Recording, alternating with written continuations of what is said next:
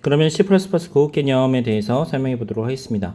제가 지난 강의 때 그 실습을 빨리 올려드린다고 했는데 못 올려드렸는데요. 네, 지난번 실습까지 해가지고 오늘 올려드릴 수 있도록 해보겠습니다. 자, 내용은 이제 강의 내용은 다양성과 추상 클래스 요거가 좀 이렇게 있군요. 네, 여기 연산자 오버로딩이나 다른 내용들 이렇게 들어가는데요. 특별히 이제 클래스에서 상속에 대한 부분들 좀 이야기를 해보고자 합니다. 그래서 고급 개념들을 조금 연습해보는 시간들 가지도록 하겠습니다. 자, 이거는 이제 우리 10몇 장이죠? 10장인가요? 클래스 간의 관계, 11장, 네, 11장이네요. 11장의 클래스 간의 관계에 대한 내용이고요. 그 다음에 12장의 추상 클래스에 대한 내용들, 그리고 다양성에 대한 얘기들, 그리고 13장에서 지금 보시면은 연산자 오버로딩의 핵심 개념만 이렇게 딱 설명을 할 거고요. 그 다음에 스탠다드 템플릿 라이브러리에 대해서 조금 다뤄보도록 하겠습니다. 그래서 지금 제가 말씀드리는 거를 이게 전부 다 하면 여러분들에게 있어서 진짜 꼭 필요한 부분들, 지금 다 실무에서 사용한다고 생각하는 부분들은 제가 다 설명을 해드리고 그 다음에 한번 보시면 되겠습니다. 자, 클래스 간의 관계에 있어서는 is, 그 다음에 has, 관계가 이렇게 있습니다. 여러분들이 이제 뭔가 개발을 한다고 이야기했을 때 가장 핵심이 되는 게 이제 is relation이냐, has relation이냐, 이게 되게 중요한데요. 자, is는 보면은 상속에 대한 내용입니다. 상속이고요. has는 포함 관계인데 의존 관계다 이렇게 이야기하기도 하고요. 자, 이 has는 우리가 시스템을 개발하는 방법입니다. 철학이라고 해야 되나요? 개발 철학이라고 보시면 돼요. is는 확장의 개념입니다. 똑같이 확장을 하는데 이제 어떻게 하느냐, 상속을 통해서 하는 거죠. 그래서 예를 들면은 이런 거죠. 자동차 이렇게 있을 거고, 그 다음에 현대 차가 이렇게 있을 거예요. 자, 자동차가 훨씬 더 추상화된 개념이죠. 더 큰 개념입니다. 현대차는 자동차 중에서 하나의 특수한 관계죠. 특수화라고 이렇게 합니다. 아니면은 구체화라고 이야기하기도 하고요. 그래서 추상화하고 여기는 일반화라고도 하죠. 그래서 자동차라는 개념에서부터 시작해서 현대차로 특수화를 하는데, 우리 여기에서 확장하는 부분들을 어떻게 하느냐, 자동차가 가지고 있는 기본 특징이 있을 거예요. 그 다음에 데이터들이 이렇게 있을 겁니다. 예를 들면은 의자의 수, 그 다음에 의자라고 보죠. 의자. 그 다음에 엔진이 없는 차는 없잖아요. 그 다음에 조향 장치, 이런 것들이 있을 거예요. 자, 이런 특징을 우리 자동차라는 클래스에다가 정의해 놓고, 현대차라고 이제 이야기하는 특수한 또 구체화된 이제 클래스, 이걸 자식 클래스라고 하죠. 로 상속을 시키는 겁니다. 그러면은 이 자식 클래스는 부모의 특징을 모두 물려받습니다. 요게 이제 is죠. 자, 그런데 우리가 has는, 그러면 has는 무엇이냐? 이것도 확장인데 포함을 시킨다 이렇게 이야기했습니다. 자, 이 포함을 시키는 것을 어떻게 하느냐, 조립한다 이렇게 생각하시면 돼요. has 할 때 확장을 하고 포함을 시키는데 어떤 부품을 조립하는 형태로 이제 클래스를 구성을 하는 겁니다. 자, 그래서 우리 보면은 자동차 이렇게 있으면은 이 자동차 클래스라고 보죠. 이 자동차를 보니까 바퀴가 있는데 바퀴가 4개가 있어요. 그 바퀴에 4개 그러면은 우리 바퀴를 뭐라고 할까요? 타이어라고 할까요? 자, 바퀴를 타이어라고 이렇게 하면은 타이어 타입의 클래스, 우리 이거 대문자로 이렇게 한번 해봅시다. 타이어 이렇게 있고, 그 다음에 이 타이어가 우리 타이어 4개 이런 형태로 정의를 하는 겁니다. 다른 말로 이제 클래스 내에 다른 클래스의 인스턴스를 여러 개 넣는 거죠. 이게 우리 그 has a relation이 되겠습니다. 그래서 자동차인데 자동차의 이제 구성을 보니까 이제 확장을 하는 개념이 아니라 여러 개의 부품들로 구성되어 있다 생각하고 그 해당 부품을 이제 조립해서 우리가 만들어내는 거죠. 자, 이렇게 하게 되면은 이 자동차라는 클래스는 이 자동차 클래스 내에 담고 있는 인스턴스들 있잖아요. 이 인스턴스들을 그 서로 연결시켜주고 그 다음에 이쪽 뭐 예를 들면은 이거죠. 엔진 클래스 인스턴스가 있고 그 다음에 바퀴 인스턴스가 있으면 이 인스턴스에서 데이터를 뽑아가지고 이쪽으로 이 바퀴한테 넘겨주고 바퀴의 인스턴스에 있는 데이터를 뽑아가지고 뭐 다른 뭐 ECU나 뭐 다른 정보들한테 다른 부품들한테 정보를 넘겨주겠죠. 자, 이런 역할을 하는 게 이 자동차라는 클래스에서 담당하는 겁니다. 자동차라는 클래스에서 이런 것을 이제 연결관계, 그 다음에 메시지를 주고받는 것을 담당해 주는 거죠. 자, 이렇게 했을 때의 장점은 무엇이냐면, 이 자동차를 만드는 사람을 생각해 보면, 엔진 클래스를 만들고, 바퀴 클래스를 만들고, 자동차 클래스를 이렇게 만드는데, 자, 생각해 보면은 예전에 C 프로그래밍에서는 엔진 클래스에 대한 것도, 알고 있어야 됐어요. 그 다음에 그 바퀴 클래스에 대한 것도 알고 있어야 됩니다. 그런데 이 객체지향 프로그래밍에 있어서 C++에서 오게 되면 얘는 어떻게 되느냐? 연결할 연결 정보만 알면 된다고 했죠. 그러니까 바퀴가 어떻게 동작하는지, 바퀴의 구성이 어떻게 되는지, 엔진을 어떻게 사용하는지, 이 그 안에 있는 메커니즘에 대해서 몰라도 상관이 없어지는 겁니다. 그러니까 인터페이스만 잘 정의되어 있고 그 다음에 설계 문서만 잘 되어 있으면 이거를 조립하고 어떤 순서대로 이제 이 인스턴스를 호출해 주느냐, 이게 중요해지는 거죠. 그리고 그것만 담당해 주면 되는 겁니다. 자, 그러면은 얘를 했을 때 장점이 무엇이냐? 장점은 사실은 그 관심 영역에 대해서만 이제 구현하면 됩니다. 요게 이제 객체지향에서의 핵심이 되는 거죠. 그래서 이즈어 확장이라고 했어요. 상속을 통한 확장 이렇게 이야기했습니다. 그래서 이 이즈어는 뭐 예를 들면 엔진이 이렇게 있으면 엔진 버전 1에서 엔진 V2 이 V2 엔진 이렇게 만든다. 이렇게 이야기하면 보통 이제 상속의 개념으로 우리 접근해서 사용을 하고요. 그 다음에 해저 그래서 우리가 조립을 하는 입장이다 이렇게 이야기하면은 해저 릴레이션십으로 클래스를 구성을 하면 되겠습니다. 그래서 보통 우리가 이제 C++ 프로그래밍 할 때 어렵다 이렇게 이야기하는 게 우리가 이즈어로 이제 프로그래밍을 할 거냐 아니면은 해저로 프로그래밍을 할 거냐, 이게 이제 명확한 법칙이 있는 게 아니고 그다음에 그 내용 자체도 이제 좀 추상적이고 모호한 부분들이 있는데요. 이거를 계속 연습을 해봐야죠. 그래서 이걸 해보니까 이즈어가 조금 더 적합한 것 같다. 해저가 조금 더 적합한 것 같다. 이런 것들을 이제 여러분들이 연습하고 그 다음에 실무에서 경험을 해보셔야 되는 것이겠습니다. 자, 그 다음에 이제 펑션 오버로딩이 있는데, 이 펑션 오버로딩에 대한 것도 사실은 조금 설명을 해야 될 것 같아서 제가 내용을 넣어놨습니다. 이 펑션 오버로딩 같은 경우에 있어서는요, 우리가 상속을 받는데, 잘 생각해 보죠. 상속을 받는데, 그 상속을, 당하는 사람이 이렇게 있죠.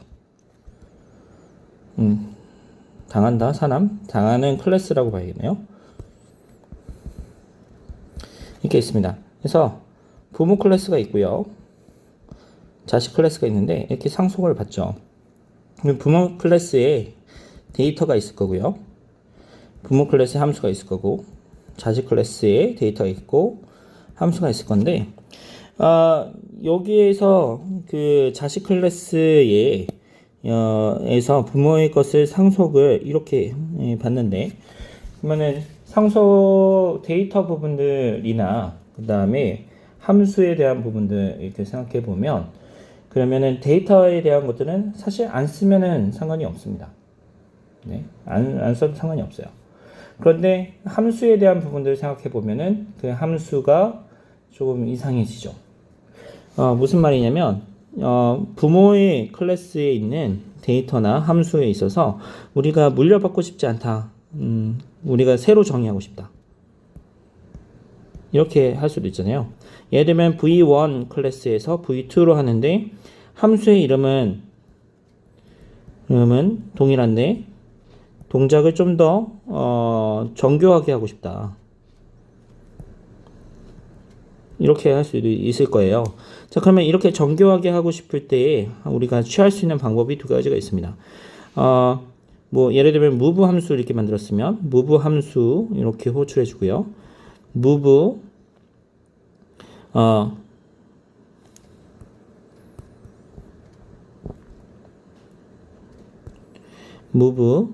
언더바 v2 뭐 이렇게 함수를 호출해 주는 방법도 있을 거고요. 우리 다형성을 써가지고 이제 펑션 오버로딩 이렇게 써가지고 아규먼트를 여러 개 넣어서 구분하는 방법도 이렇게 있을 겁니다. 자, 이렇게 있는데 우리가 직관적으로 생각해 보면 뭔가 클래스를 확장을 하는데 이게 다음 장에 있는 그 다형성에서의 추상 클래스에 대한 것도 이제 같이 연결이 되는 거거든요. 그래서 동일한 move 함수를 호출하는데 이 move를 그냥 하는 게 아니라 다른 동작을 재정의하고 싶다. 그게 재정의. 이름은 같고. 자, 요게 해서 어떻게 하느냐? 그러면 함수를 덮어 씌워버리자. 이렇게 되는 겁니다. 동일한 해서 어떻게 하느냐? 동일 이름의 함수를 자식 클래스에서 정의를 하면 그러면은 이 부모 클래스에 있는 내용을 덮어 씌워 버릴 수 있습니다.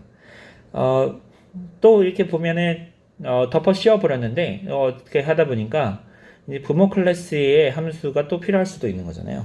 지금 이런 C++라는 것 자체, 이 프로그래밍 언어라는 것 자체가 이제 기본적으로 다른 사람이 프로그래밍을 하는 것을 지원해주기 위해서 이게 하는 거기 때문에 기능적인 요소들은 전부 다 제공합니다. 그래서 어떻게 하느냐? 예를 들면은 person 클래스에 move 함수가 있다고 하고, 그다음에 child 클래스에 move 함수 이렇게 있다고 했을 때, 우리 여기 앞에 있는 부분 있죠? 요 앞에 요게 네임스코프 레졸루션 오퍼레이터라고 했죠. 그래서 person에 정의되어 있는 move. 그래서 요거 제가 이야기를 할 때 뭐뭐의로 해석하라고 했습니다. 그래서 person의 move, child의 move 이렇게 함수를 정의를 해서 진행을 하면 되겠습니다. 그래서 child move가 지금 person move를 지금 덮어 씌워버려서 우리 move 함수를 호출해주면 그러면은 person이 아니라 child move가 호출이 되는데 그런데 person의 move를 호출해주고 싶다 하면은 지금 다음과 같이 이제 person의 땡땡 move 이렇게 해주면은 이제 동작하게 되겠습니다. 자, 다양성 이렇게 이야기를 해도 되는데요. 이 다양성이라는 것은 같은 이름을 갖는 여러 형태의 함수와 클래스가 되겠습니다. 그래서 핵심은 이름은 같은데 동작은 다르더라. 요게 핵심입니다. 자, 함수를 호출했을 때 함수에 맞는 적합한 형태가 호출되는 겁니다. 그래서 제가 이거 얘기했던 것 같은데 요거가 이제 다양성이죠. 이제 컨텍스트에 따라서 이 컨텍스트가 어떤 컨텍스트냐, 어떤 컨텍스트인지에 따라 다른 동작을 하는 겁니다. 가가 이렇게 얘기했을 때 그 사람이 그 사람이냐, 그러면 그게 다 이제 전에 이야기했던 컨텍스트에 따라 가지고 이제 다 달라지는 거잖아요. 그래서 이 내용인데요. 시간에 따라서 보면은 시간에 램프라는 게 지금 이렇게 연결돼 있고 T2 시점에서 텔레비전이 연결되어 있으면 텔레비전이 동작하는 거죠.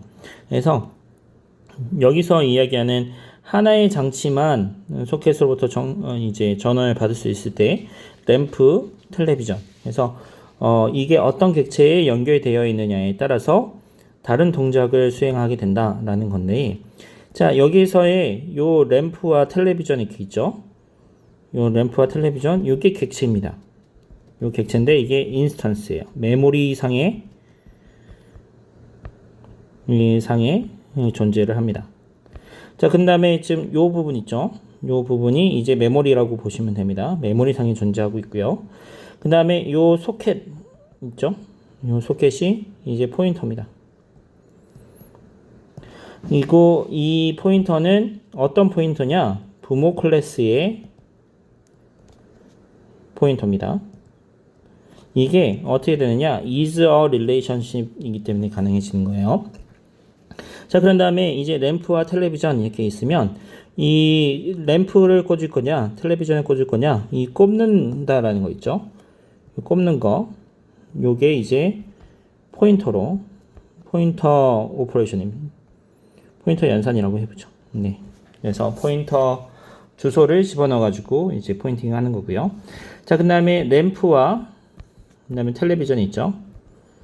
저는 동일한 부모 클래스를 가집니다. 그래서 상속을 통해서만 가능해지는 거고요. 그리고 이런 다양성을 가질 수 있는 것은 우리가 is a relation으로 정의했기 때문에 부모 클래스의 함수를 사용해서 자식 클래스의 함수를 접근하는 겁니다. 요게 이제 우리 핵심입니다. 다양성에 있어서의 핵심이죠. 자, 다양성의 구성 구현 이렇게 되어 있는데 이거 앞에서 제가 설명했어요. 바로 전장에서 설명했죠. 포인터가 있어야 되고 포인터 또는 레퍼런스가 있어야 되고요. 그 다음에 객체 인스턴스가 있어야 되고 가상 함수가 있어야 됩니다. 자, 요 함수 이렇게 한번 봐보죠. 베이스 클래스 이렇게 정의했어요. print라는 함수를 만들었습니다. 자, derived 클래스, passing 클래스, child 클래스라고 하는데 여기 public으로 지금 상속을 받았습니다. 자, 그래서 상속 받을 때는 다음과 같은 문법을 씁니다. 이제 콜론 이렇게 넣고요. public으로 받겠다라는 거고요. 그래서 베이스 이렇게 있고 이제 이 public 접근 제한자잖아요. 자, public이 이렇게 있고 그 다음에 protected, private 수로 이렇게 상속을 받을 수 있는데요. 여러분들 제가 프로그래밍을 많이 해 보면 이 protected, private로 이렇게 상속을 받는데 여러분들 그냥 기본적으로 public으로 많이 받습니다. 그래서 public으로 생각한다고.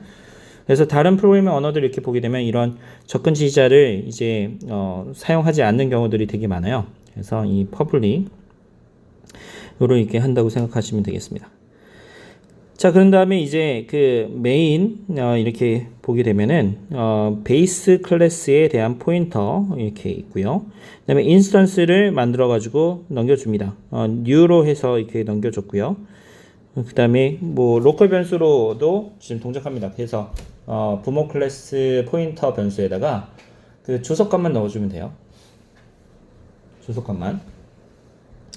자, 그런 다음에 프린트 해주고 여기서는 메모리를 new 하고 바로 딜리트 해줬네요. derived class도 동일하게 해줬습니다. 자, 중요한 거는 파트죠. 요 파트. 자, 기본적으로 우리 C++에서는 어떻게 되냐면 메모리를 우리 잘 생각해야 되는데요. 이 메모리를 생각해 보면 부모 클래스가 이렇게 있어요. 그다음에 자식 클래스 그러니까 부모가 있고 그다음에 자식이 얘를 상속받았다고 생각해 보면 메모리를 할당한다고 생각해 보세요. 객체를 만든다 이렇게 생각해 봐요. 자, 그러면은 부모 클래스가 있을 거고요. 부모 클래스 영역 이렇게 생길 거예요. 그다음에 자식 클래스의 영역이 이렇게 있을 건데 이게 어떻게 할당될 거냐라는 거죠. 메모리상에 어떻게 할당할 거냐. 이 C++를 만든 사람이 뭔가 이거를 정의한다고 하면 어떻게 만들 거냐. 근데 이렇게 만듭니다. 메모리상에 부모 클래스 영역, 공통된 부분 그대로 만들고요. 그 다음에 자식 클래스 영역을 할당을 해주는 거예요. 그래서 부모 클래스하고 자식 클래스 이렇게 있으면 이 영역이 중복되죠. 그래서 부모 클래스에 글씨가 날아가네요.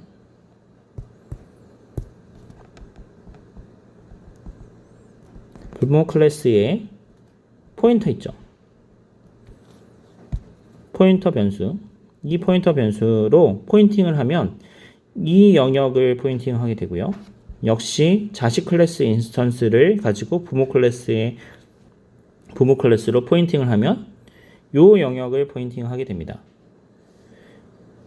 만약에 여기서 다형성을 쓰지 않고 파생 클래스에 여기 요 결과 있잖아요. 요 결과 파생 클래스로 만들고 싶으면 여러분들 한번 실험을 해보세요.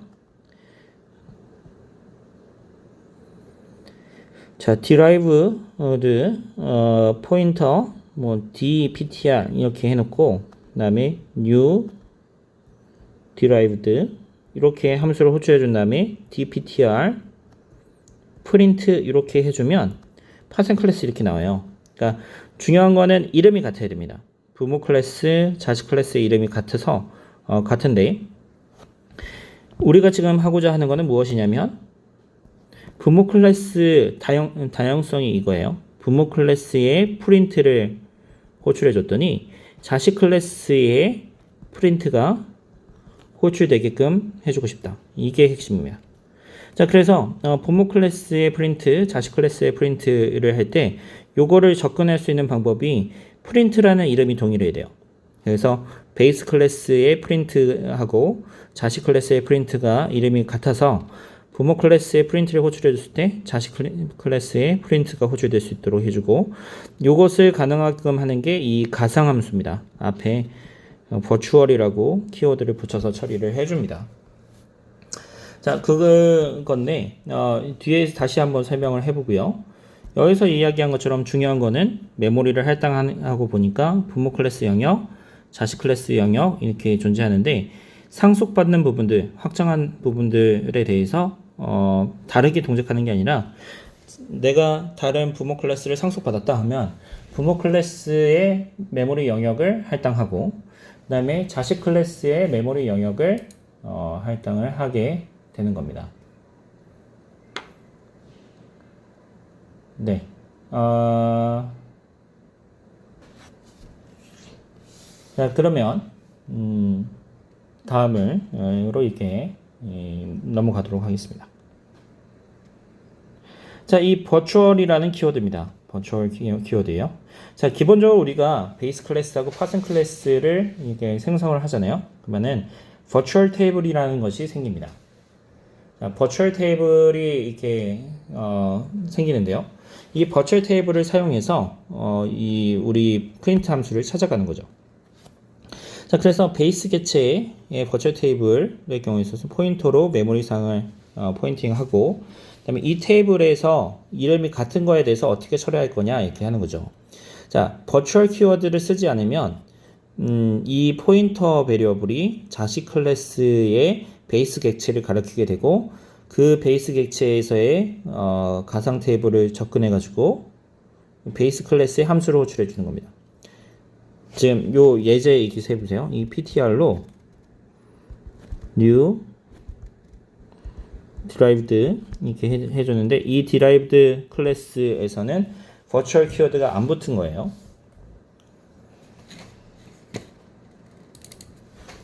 자, 파생 객체에 대해서 이렇게 포인터로 가리키게 되면은 이 파생 객체의 파생 가상 테이블로 이렇게 연결이 되고요.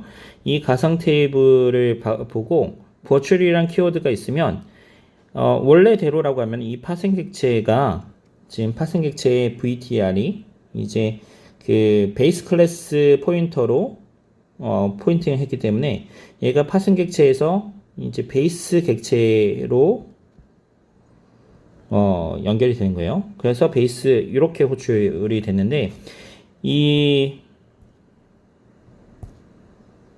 그러니까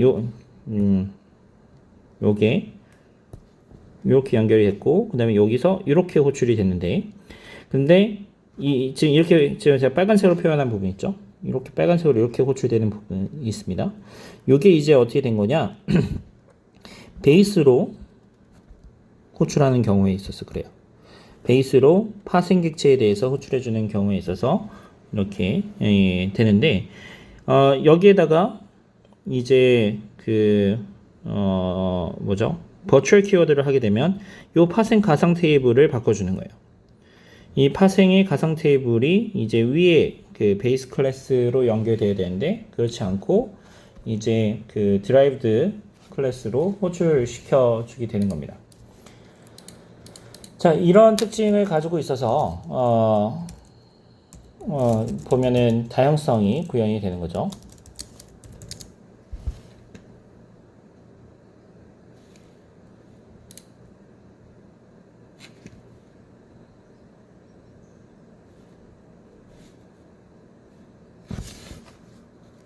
네, 이게 이제 버추얼 함수와 버추얼 테이블의 동작이 되겠습니다.